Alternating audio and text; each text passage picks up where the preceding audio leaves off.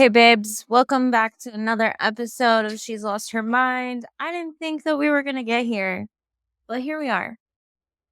I'm just going to pour myself an NA. Yeah, it is Arizona iced tea, but I used to pound twisted teas from loaf and jug every day. Anyway, moral of the story, I hate NA beer, so we're just doing that. We might not have blue mountains around here, but we got pink flamingos. So I'm going to talk about some things today, but we're not going to really dwell on them because it doesn't deserve my attention. But I do want to talk about it because I know other women who have gone through this kind of shit, and it's just, I'm so fucking done with it. And that would be men showing up at mi casa. I had to get security cameras because I got a couple of detailed responses about the episodes that I've put out of this podcast. And honestly, I helped one of my girlfriends shovel a dead squirrel off the side of the road today in front of her house. It stunk so fucking bad. And I don't know what the laws are with roadkill, like who's supposed to take care of that. But I don't think it's supposed to be me. But anyway, moral of the story, I used a gardening hoe and shoveled that fucking thing off the road. It was disgusting. And my friend held the bag open. And honestly, you really can't tell me anything now. Like, you can't tell me fucking anything. And then after we were done doing that, we were talking about themed Airbnbs and laughing. Like 2 minutes later. So honestly, you can't tell me shit. I feel, I don't know, Wonder Woman after that shit. Literally. Don't ever come at me with any fucking disrespect after that. I just handled roadkill, bitch. Moral of the story, I was nervous to post. I've been nervous to leave my house. That shit fucking sucked because you just like never know. I couldn't leave the house. I couldn't do shit. We went up to see Pete Davidson, me and one of my high school friends. I hadn't seen her in like, I mean, I've seen her around town, but I haven't hung out with her since high school. And I'm not going to say how many years ago that was, but a lot. So we went and saw Pete Davidson, and I didn't realize this is all going to tie in here. Just give me a moment. Let me talk about Petey for a second, because behind Mr. Marshall Mathers, he's my number 2 celebrity crush. So if you're like, wow, you really have a type. Yes, I do. And my friends call it line cook. If you look like you could have been a line cook, I'm probably like about it. Yeah.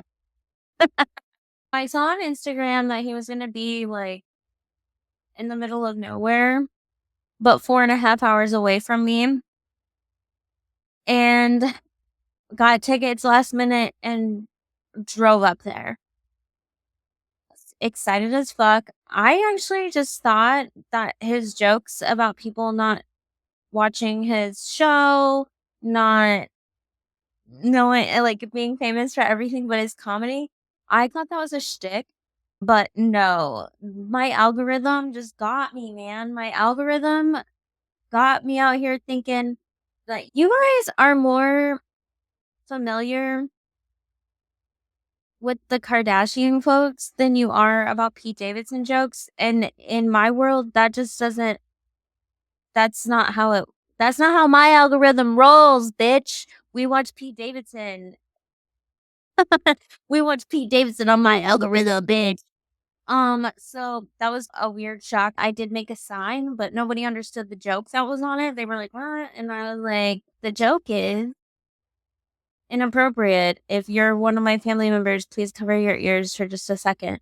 The joke was I wanted to make Pete Davidson, bitch. Yeah, I put that on a sign and I had to explain it to a lot of like older married couples who introduced themselves and then said, but you can call us grandma and grandpa. Yeah, we sat around a lot of people like that. And that wasn't, I don't know. I was like, you guys are so wholesome and you're about to hear jokes about drug use, awkward sex, and rehab. Here we go. Welcome to a Pete Davidson show. So no, but everybody was pretty chill. It was a good time. I held my sign up and Pete turned very sharply every single time that I held it up. On the way to our seats, we did get stopped a few times to read my sign, and then they asked our names multiple times. That will come into play later. And if anybody wants to question my Delulu, you can suck my dick because I'm using it to heal. Because I had a Kevin McAllister moment off of Home Alone when he just goes out in the street and he's like, I'm not afraid anymore. That's how I feel now because I got security cameras and I took some other safety precautions and I'm just not afraid anymore. I'm ready to rumble, bitch. You come in here, I'm swinging paint cans around. No, I don't have any booby trap paint cans, but we got some shit going on in here, man. You ain't welcome. So, moral of the story, he made it a point not to look at my sign. And we, like, the whole section was on my side. Like, they were like, Pete, look over here. At the end of his set, he said, and I guess someone here calls me Dog Man. That was me because you can look up the joke. I'm not going to sit here and explain it. But my sign said, Pete, I want to make you shout 15 puppies. And he said, I guess someone here calls me Dog Man. I think that's a children's book character. It is. And fellow moms, you might recognize this book. Dog Man, Lord of the Fleas. They are little comic book chapter books. Millennials, yes, the same author as Captain Underpants. My son is obsessed with these books and they haunt me. I was the only person with a sign. I don't know who else would have called him Dog Man when I mentioned puppies. After the show, we go back to the room and somebody is knocking on the door. And we were like freaking out because my friend also has had awful relationship trauma as well. Kind of the same scenario as me. And we ran around the hotel room and we were like scared. And I was like, oh my God, they're not even standing. Actually, my friend, she's braver than me. She looked out the people. You know what? I'm not discrediting myself because I fucking scraped a dead fucking squirrel off the pavement today. That's boss bitch energy. Okay. You know what? I took care of roadkill today. I'm not discrediting myself. I'm a bad bitch. Cut the bitch. Okay. So anyway, she looked at people and she's like, I can't see them. And I was like, don't open the door then. And they said something to the effect of like, I can't. And we were like, we turned the volume down on the TV like fucking idiots. And then we were like, what if it's Pete Davidson? And then they were like, "Rrr," and I was like, don't open the door. Then, yeah, we were like, I wanted them to talk louder and they just kept trying to say that they couldn't. Yeah, who wouldn't be able to loudly announce who they were in the hallway of a hotel after they just got done at their own comedy show? Pete Davidson. Yeah, I don't know. So maybe the timelines did line up from the knocking on the door versus when his opening act posted on Instagram stories. Listen to me, dude. Listen to me right now. Oh my God. They posted that they were leaving to go to the next show about 15 to 20 minutes after the knocking stopped. Anyway, I'm telling myself that was Pete Davidson on the other side of the door and that people did try and read my sign and get our names. Like, I'm telling myself that because you know what? That's fucking nuts. You're telling me that and I felt so traumatized and scared. And my friend too, dude. That's why I say this is important to talk about, but I'm never gonna talk about it again because I don't think that this deserves the amount of attention. I don't think that my ex that kept showing up at my house, I don't think that those are they're not subjects that deserve to be known, but I felt multiple times like, when do I think like too much is too much. You know what I mean? I felt like maybe I was overreacting, but now I'm like, that was so stupid. If people show up at your house and you feel uncomfortable and you need to take security measures or call someone over to help you or anything like that, the moment that you think that, it's not too much.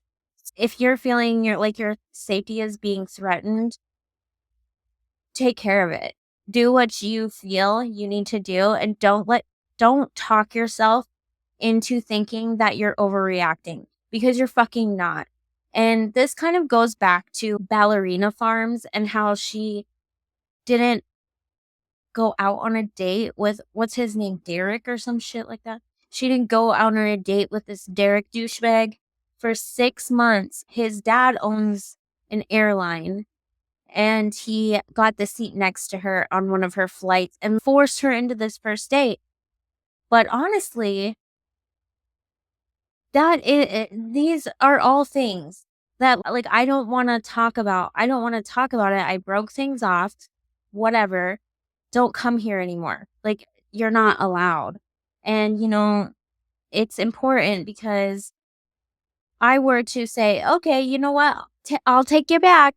That is very similar to when people were sharing how their grandparents met, and they said, that's not a romance story. Your grandma's a victim. Yeah, because that's not respecting boundaries. Like, I said no, bitch. I fucking said no, bitch. I couldn't even answer the door when I had a feeling that it might be Pete Davidson on the other side. And I just, yeah.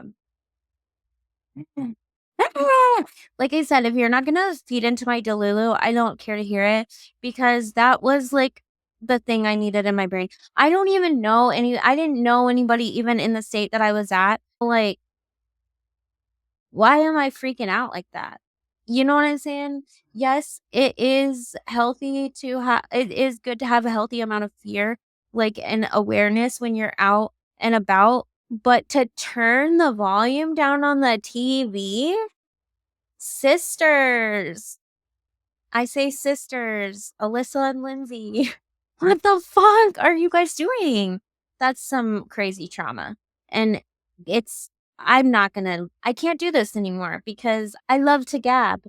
I just can't do this anymore, because even though I've moved on or whatever, that's still a form of control, because I don't feel comfortable to post on social media even, or leave my house, because if they're showing up at my home and acting crazy, what would happen if I saw them out in public? Fucking scary. Honestly, it scared me.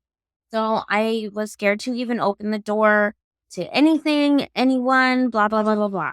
Maybe my trauma saved my life. Maybe they were trying to sex traffic me. I don't know. But moral of the story, I didn't open the door. So I'm going to take that as it was Pete Davidson, and I need to have my Kevin McAllister moment of, I'm not afraid anymore. Yeah. If you think that it's too extreme to get security cameras, to call the cops, to do any of the above, if that thought is popping into your head, it's probably not too much. You probably gave them too many chances, and you probably should have done that prior, because I wish I would have got these cameras sooner, because let me tell you what, those visits stopped real fucking quick as soon as they saw the camera. I'm just not doing this anymore where I'm not able to talk about my life. These were things that have happened to me, and you're free to speak about the things that have happened to you, because I'm not saying I was innocent. It takes two to toxic. And also, yeah, we've talked about it. I'm like the girl that used to pass out in public. The other night, I was having an issue. I wanted to drink. And so I looked at past pictures and videos of myself. Yeah, I don't like myself when I'm drunk. I'm sure that there's crazy stories out there about me. It's what it is. Those are their experiences. I don't give a fuck anymore. Like, literally, I can't let this control my life anymore. It is what it is. I'm moving past this. So you guys may have realized I'm wearing my Pete Davidson t-shirt. No, it didn't get here in time for the show, which I actually thought was okay because he has a joke about his stalker wearing a shirt with his face all over it and like how it's distorted. And now that I'm sitting here, I'm like, yeah, you know what? Maybe your face does get distorted a little bit. Sorry about it. I already took a sign, so I was like, maybe it's a little overkill to like also be wearing a t-shirt. But if one person is wearing a Pete Davidson t-shirt, it's me because I'm also his stalker. I'm just joking. I'm just kidding. I don't have the time to be stalking people. And also, Pete Davidson's a human being. I would be mortified. Honestly, if I met him and I was like acted like starstruck, I would honestly be mortified. Same with Eminem or who else? Cher, I would do that with. I don't know. There are celebrities that I would be like, ah. And I think that's embarrassing because these people, they're people, and I'm sure it's really weird to be treated like. So, yeah, I looked on TikTok Shop where I bought this, and there's like pages you can scroll on for quite a while and scroll through Pete Davidson shirts. 9 total sold.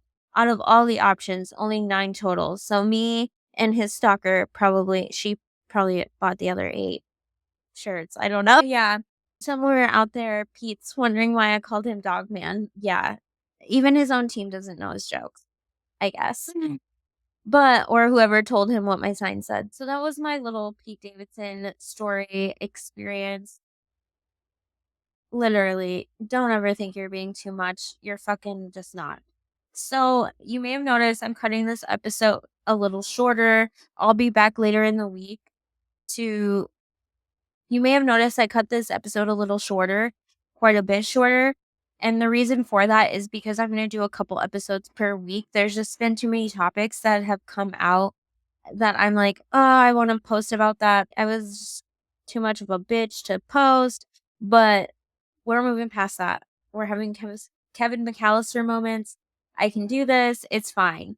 So, with that being said, I'll be back again Sunday with another episode. I might try and do more than just Wednesday night and Sundays, but we'll see. We'll see how it goes. But I think this shorter template of an episode will help us busy ass moms be able to like listen to the whole thing or whatever. Because I think an hour, I don't think I could sit down for a whole ass hour. If I didn't listen to my headphones at work, I think I'd be fucked. I'd never listen to a podcast over 15 minutes. I have awful attention span. Anyway, catch you guys on the flip side. That was stupid. Bye, babes. Love you so much.